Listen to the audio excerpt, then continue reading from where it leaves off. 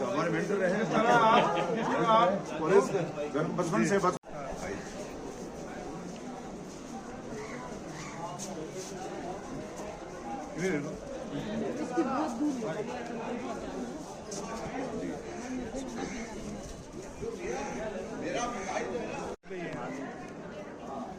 Sir साहब आएंगे आपकी क्या साहब आ जाओ सर साहब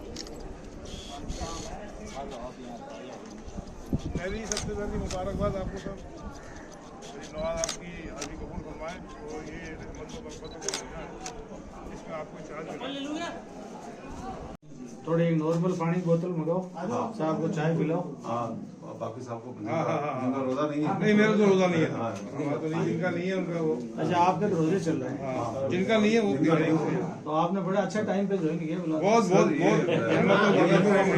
यही तो बात है बड़ी बात है ये और हिडन ब्लेसिंग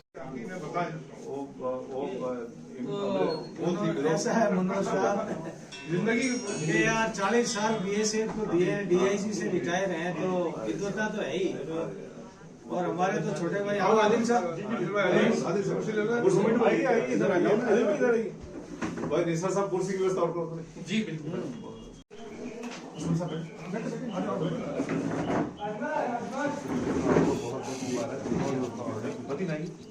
जाओ मुझे मेरे साइक नाज़रीन को ना पिया जाओ भाई सर ये सर का ये ऑर्डर है जो मंत्रालय से जारी हुआ है। जाओ भाई जाओ राज भाई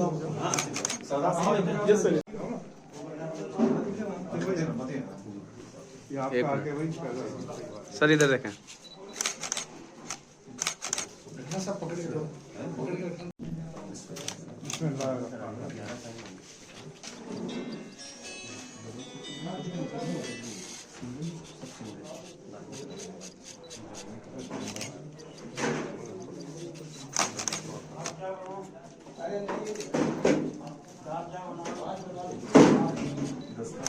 अली अली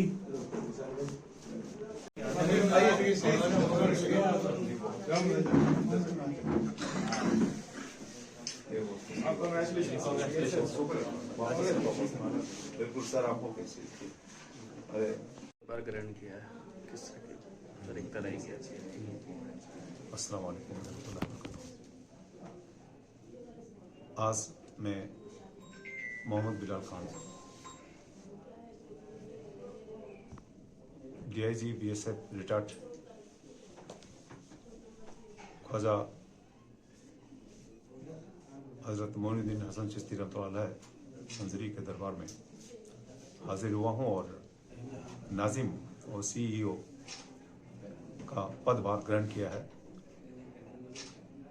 जैसे गवर्नमेंट के आदेश के मुताबिक और इंशाअल्लाह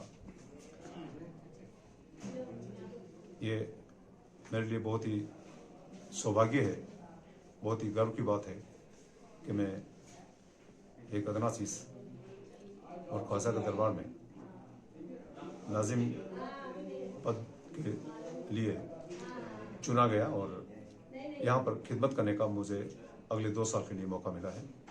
इसका मैं खुदा का, ईश्वर का, अल्लाह का और ख्वाजा का करोड़ों करोड़ों शुक्र अदा करना चाहता हूँ। और मेरे सहपाठी जो हमेशा मेरे साथ रहे हैं, हमेशा मुझे मोटिवेशन इंस्पायर किया है और उसी की बदौलत आज मैं आपके बीच यहाँ मौजूद हूँ। इस वक्त किस तरह की प्राथमिकताएं रहेंगी सर? क्योंकि आप अजमेर से ही ताल्लुक रखते हैं और सारी चीजें आपके सामने। जी सही फरमाया आपने। और ये इंटरनेशनल प्लेस है, यहाँ जो जायरीन आते हैं उनकी सुविधाओं के लिए और किस तरह की चीजें आप करना चाहेंगे?